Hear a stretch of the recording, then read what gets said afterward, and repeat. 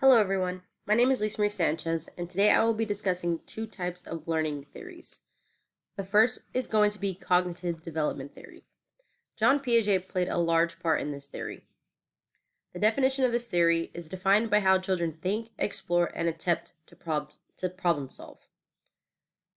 Jean Piaget described his work as a genetic epistemology, the origins of thinking. The goal of this theory was to explain the processes from infant to child and how that child develops fully as an individual. He wanted to find the difference between how children and adults thought, and he broke this up into different stages. The first was sensory motor. Sensory motor began from birth all the way to 2 years old.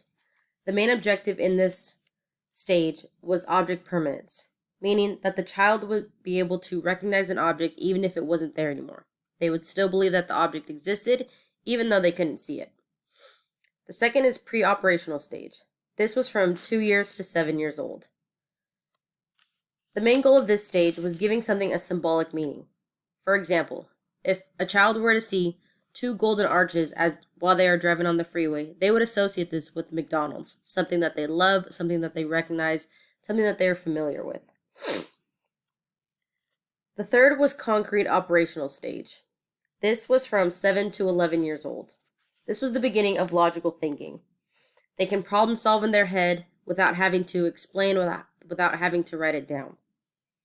For example, this is something that they could solve without having to ask any questions. They can handle it individually, and they are able to complete that problem. The final stage is formal operational.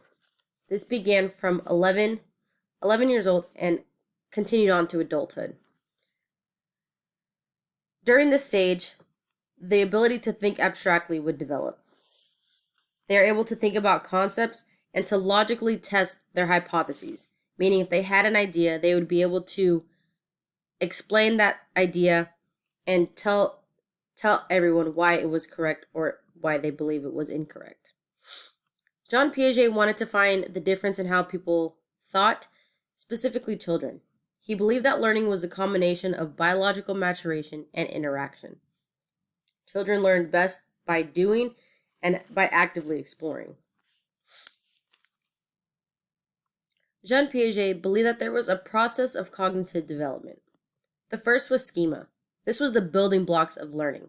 This was the initial thoughts that children would develop and something that they would be able to obtain. Next became assimilation. This was using an existing experience to help understand a new object or situation. An example of assimilation, as recognized in our reading, is when a child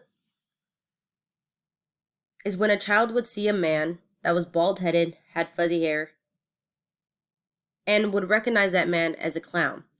Clearly, the man is not a clown because he is not dressed up in funny gear trying to make people laugh. This is just an assimilation of what the child has gained from experience and what they associate the man to be currently. The next stage is accommodation. This is adapting a way of thinking to fit a new experience. An example of this would be to change that child's thoughts. Going back to the example of the clown, the parent would explain to that child that even though he looks similar to a clown, he is not one.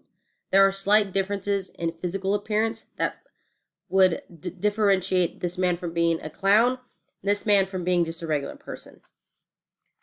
The final stage is equilibrium. This is the overall interaction between existing way of thinking and new experiences. Piaget believed this stage to be the force that keeps development moving along. And he also explained that cognitive development not only developed in leaps, but in bounds. Relating John Piaget's theory to a classroom, Piaget believed that teachers should facilitate learning rather than direct it. They should use active methods that required rediscovering. They would encourage that student to collaborate and also allow them to apply their knowledge to individual opportunities. Looking back at Jean Piaget's theory, I agree with it. I believe that students learn best when they are given hands-on experience and are able to think for themselves. I believe that every child grows differently in their own manner, at their own speed, and ultimately it is what best fits that individual. The next theory that I'm going to talk about is the zone of proximal development. This is defined as the differences in learning gaps when a student is learning independently versus having the help from a guided adult. Now, according to zone of proximal development, there are three educational applications. The first is knowledge through social interaction. Students best learn when interacting with peers to solve their problems. Not only does this allow them to become more social within the classroom, this allows them to branch out, talk to other individuals, and allow for them to solve the problem rather than asking for initial help. Second is reciprocal teaching. The teacher and student work together and use multiple educational tools to improve the student's ability to learn from various texts. Some of the tools that are used during this reciprocal teaching are summarizing, questioning, clarifying, and predicting. This gives the student a one-on-one interaction with the teacher to help clarify anything that they may be confused or have questions on. The third is collaborative learning. Group members should vary in strength so the students are able to help and assist others that may have a hard time learning a specific topic. They believe this to be important because they understand that all students struggle and all students succeed. This will give those students that are understanding the concept, have a strength in this concept, allow them to branch out and help other students that may be struggling. The zone of proximal development was studied by three famous psychologists. The first psychologist was Lev Vygotsky. He believed that peer interaction was the most successful for skill development and ways to develop positive strategies. He believed in the line of natural regression. Students would understand the information more with guided help, but may not be as confident when they are being assessed. For example, if a student were to study the spelling bee constantly at home every day for a month and somehow end up failing that spelling bee when they got to the test, parents would be confused and frustrated. They would ask, why did my student fail the spelling bee? This goes back to the line of natural regression. All students understand the concept, the unit being taught when they are assisted by help. But when it comes to doing it individually, they may struggle because the way they're thinking, the way that they have been taught, and the way that they have practiced over the last couple days, weeks, or months are much different individually than working with somebody else. He believed that students benefited from cultural tools. This is any kind of help that a student received in order to be successful. Now, here in the US, we have every type of cultural tool you can imagine. From the internet to YouTube to books, there are constant tools being given to students in order for them to be successful. Next was explaining that scaffolding will lead to students being more independent. Vygotsky believed that scaffolding led to students being more independent because once they were able to grasp the information and understand it in their own way, they were able to apply it in a way that makes more sense to them. Lastly, he believed that guidance from more knowledgeable others was beneficial to students. This is experts on topics, whether it being sports, science, math, whatever the case may be. Students have the ability to ask questions and get proper, correct answers when they are able to ask someone who is more knowledgeable about the topic. The second psychologist that studied the zone of proximal development was Wood and Middleton. They believe that peer interaction is most successful by scaffolding where the support matches the needs of the student. This means that if a student is struggling, they are the ones who are needing more guided help than those who are exceeding or meeting expectations. All students differ, and therefore Wood and Middleton believed that scaffolding depended on the strengths and weaknesses of each child. They believed that there were three types of support. The first being general encouragement. For example, this is something that a teacher or a guided assistant might say, now you give it a try. In the stage of general encouragement, the adult is actually not giving any type of instructions, but rather encouragement. They are allowing the student firsthand to try to figure things out themselves, and that will lead us to the second type of support, specific instruction. This is when the guided assistant is telling the student what to do in order to be successful. It may not be step by step, but rather a clue or an example of a way that might work in order to be successful at this project, unit, or lesson. The last type of support is direct demonstration. This is doing it and showing the student how to be successful, how to complete the task.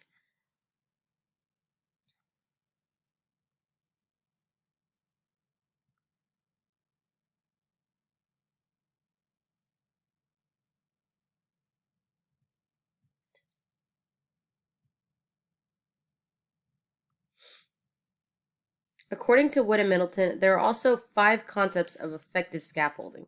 The first is gaining and maintaining the learner's interest in the task. If a student is quick to be uninterested, they won't be willing to learn, they won't be willing to further their education. The second is making the task simple. This is breaking things down into simpler pieces, simpler tasks for the student in order for them to feel achievable and feel that they can accomplish this task. The third is emphasizing certain aspects that will help with the solution. In this piece, you want to emphasize the important. What are the important keys that will help the student succeed and complete this task at hand? The fourth is control frustration. We don't want students to feel defeated, to feel frustrated, or else they will give up. We want to maintain that level of anxiety. We want to maintain that level of frustration and keep things level ground so they don't feel frustrated and feel as though they are able to complete it. The last is demonstrating the task.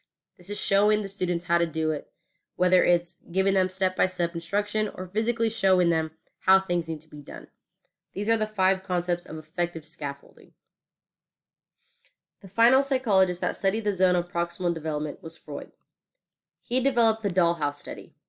In the study, he asked children ages from 2 to 5 and asked them if he could help rearrange the dollhouse and the furniture in that dollhouse. He wanted to see how students did it effectively, how students struggled, and what things worked best for them. During the dollhouse study, he wanted to see the difference between discovery-based learning and scaffolding-based learning. Discovery-based learning is giving the child an opportunity to do it independently, allowing them no rules, no regulations, and just allowing them to demonstrate and think about where are the proper steps for this. Scaffolding guided was completing the task with help, whether that were clues or giving slight instruction. He wanted to see which study worked best for these children. During the study, he discovered that with guided learning, the student was more successful. Whether they struggled independently or just needed a little bit more help, they were able to place the furniture in the right place and ultimately were able to place the dollhouse necessities correctly. Overall, the connection between the 3 psychologists is trying to understand the most successful way for children to learn. Independent versus scaffolding. What works best for each child? Now, although I agree that these are 2 excellent type of ways to help children, I believe that every child is different. They learn at their own pace, they learn at their own speed, and despite the unit, the topic at hand, depending on child to child, these things may change. So if I were to have to choose one, I would say they're both correct. I would say that every child is independent when it comes to certain topics, and others may struggle when it comes to those topics. So regardless of what I choose, I believe that all these psychologists are correct in how they believe students learn and what works best for them.